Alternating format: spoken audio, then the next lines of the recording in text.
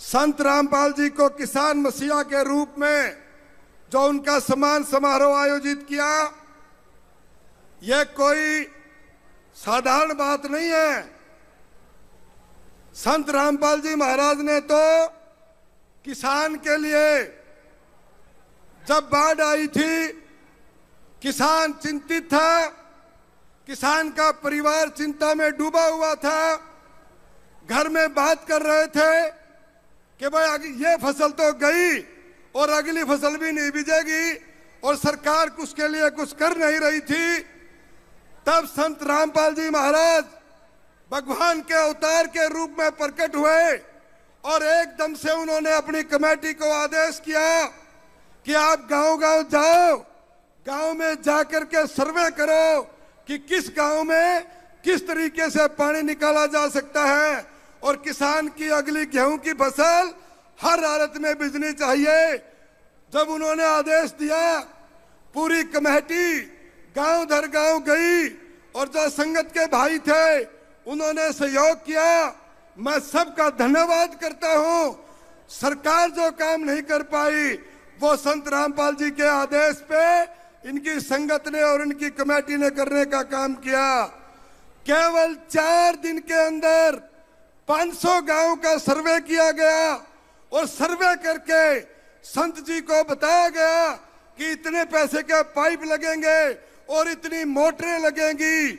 महाराज जी ने तुरंत आदेश दिया, जितनी फैक्ट्रियों में पाइप पड़े हैं आप जाइए और उनसे बात करिए, आपको कोई फैक्ट्री वाला पाइप के लिए मना नहीं करेगा। ये पहले संत हैं जिन्होंने किसान के लिए, गरीब आदमी के लिए, हर जनमानस के लिए उनके कल्याण का काम करने का काम किया है। जितने अनुयायी हैं वो तो संत जी की प्रशंसा करते हैं, लेकिन मैं तो गांव में जाता हूं, ब्याह शादियों में जाते हैं, तब आम साधारण आदमी जो गांव का रहने वाला है, 36 बिरादरी के जो भाई हैं, वो एक ही बात कहते हैं कि सरकार तो देख ली भाई, ये तो संत रामपाल महाराज जी तो भगवान के रूप में प्रकट हुए और हमारी फसलों के लिए खेतों का पानी निकलवाने का काम किया। आप हैरान रह जाओगे सभी साथी। भाई ये तो देखा था कि अपनी संगत के लिए तो कोई भी महाराज कुछ भी कर देता है। संत रामपाल जी महाराज केवल एक ऐसे महाराज जी हैं, एक ऐसे संत हैं जो शिक्षा के लिए काम करते हैं, जो गरीब कन्याओं की शादियां करने का काम करते हैं, जो नशा मुक्ति के खिलाफ काम करते हैं। और तो और आप बरवाड़ा के छोटे से छोटे रेहड़ी वाले से जाके बात कर लेना।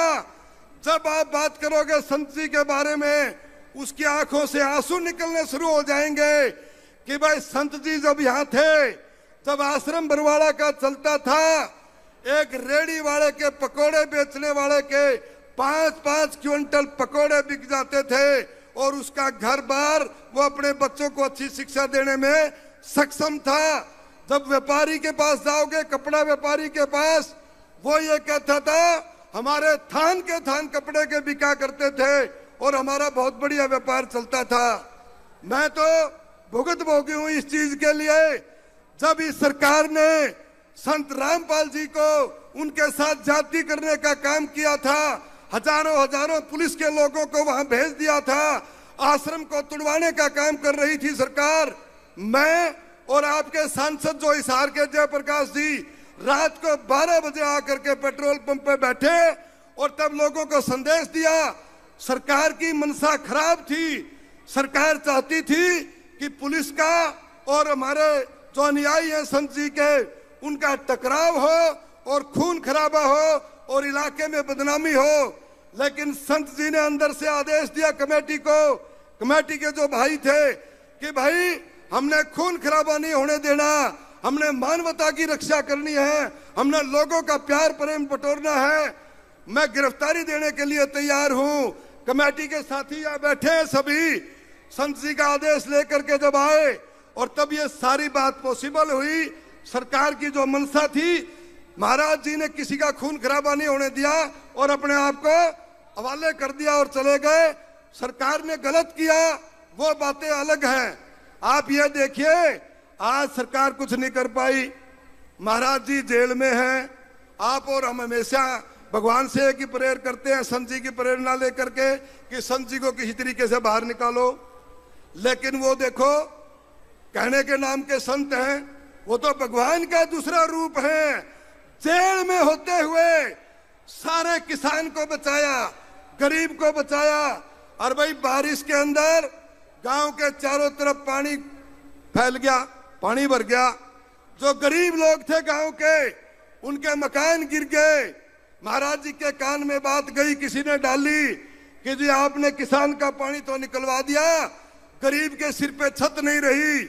महाराज जी ने फिर तुरंत आदेश दिया कि भाई सर्वे करो और जाकर के बताओ कितने मकान बनाने हैं। 2 दिन के अंदर सभी गांव में यह टीम गई। इनके साथियों का मैं धन्यवाद करता हूं। ये गए, आकर के महाराज जी को बताया भाई इतने मकान बनाने हैं। तुरंत आदेश हुआ महाराज जी का और गांव में मकान बनने शुरू हो गए। गरीब लोग के जिसके सिर पे छत ना हो, आप समझ सकते हो उसकी क्या दशा होगी, उसका क्या दिमाग पर बोझ होगा। और जब वो लोग जाकर के कहा, और सुनो, मकान के पैसे ही नहीं देते, कई गरीब भाइयों के पास प्लॉट नहीं है गांव में। जब महाराज जी के संज्ञान में यह बात आई कि भाई बहुत से लोगों के पास मकान बनाने के लिए जगह नहीं है, महाराज जी ने बड़ी दयालुता दिखाते हुए फिर कहा कि भाई जिसके पास जगह नहीं है उसको जगह भी खरीद के दो। भाई आज तक तो मैंने इस भारत देश में और हरियाणा में कोई ऐसा संत देखा नहीं जो मकान बनाने के लिए जगह भी लेके देवे, मकान के पैसे भी देवे, और भाई गरीब कन्याओं की शादी भी करे, नशा मुक्ति के खिलाफ अभियान भी चलावे, ब्लड डोनेशन कैंप भी लगावे। और भाई फिर भी इसमें मीडिया में देखते हैं कई बार वो बिला विरोध करते हैं संत रामपाल जी महाराज का। भाई मैं उस दोस्तों को जो मीडिया में जिनके बयान आते हैं, जो संत जी का विरोध करते हैं, मैं खुले मंच पर उन साथियों से बहस करने के लिए तैयार हूं। अगर संत जी की एक बात में गलत मिल जाए तो मैं ये कहता हूं कि हम अपने सामाजिक जीवन से इस्तीफा दे देंगे। जो लोग आज ऐसे संत के बारे में गलत बातें करें या उनके बारे में उनका विरोध करें, शर्म आनी चाहिए उन साथियों को। जो काम सरकार नहीं कर पाई वो काम संत जी ने केवल 2 दिन में, और सारे का सारा सर्वे 4 दिन में।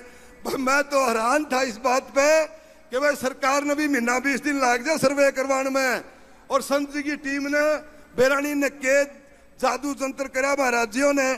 4 दिन में सारा सर्वे करके और 5वें दिन तो काम शुरू हो गया। और आज किसी सड़क पे चलो, आप हिसार के जिला के अंदर बाहर भी आप जब सड़क पे जाओगे, संत रामपाल जी महाराज के डोनेट किए हुए पाइप सड़कों के साथ में लगे मिलेंगे और खेतों से पानी निकलता हुआ।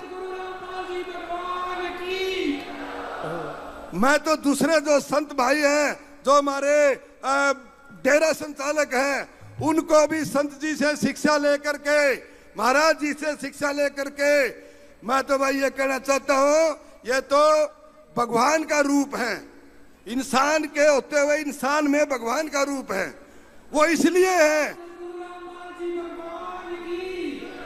वो इसलिए है कि जो काम सरकारों को करने चाहिए वो काम सरकार नहीं कर पाती।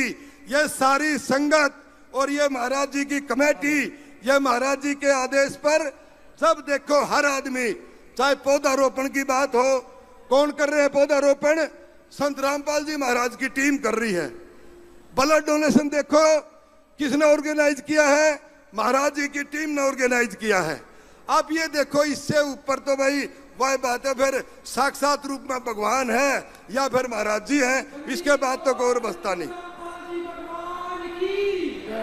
मैं आप सबका धन्यवाद करता हूं और मैं जो कमेटी है इन सब का धन्यवाद करता हूं।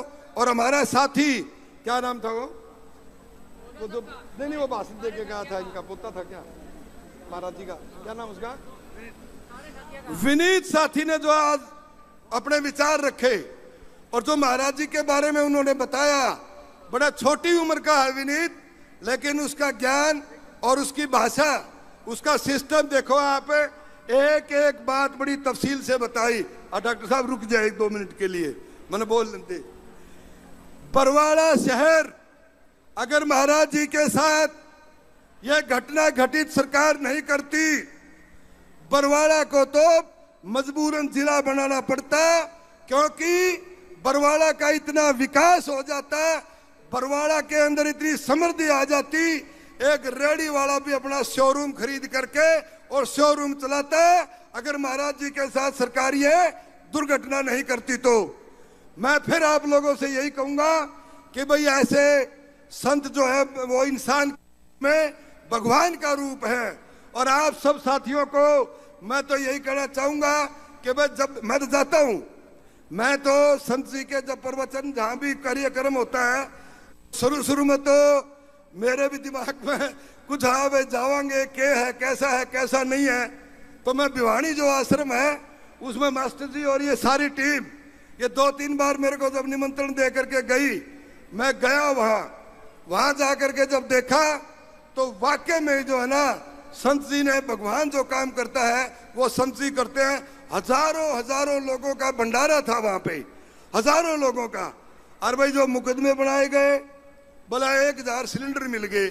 अरे यहाँ लाख आदमियों का भंडारा चलेगा तो 1000 सिलेंडर तो चाहिएंगे, मुकदमा बनाने की बात ही नहीं थी। चीनी की बोरी मिल गई, चीनी की बोरी महाराज जी खाते हैं, वो जनता के लिए थी, समर्थकों के लिए थी, अनुयायियों के लिए थी, भंडारा लगाने के लिए थी।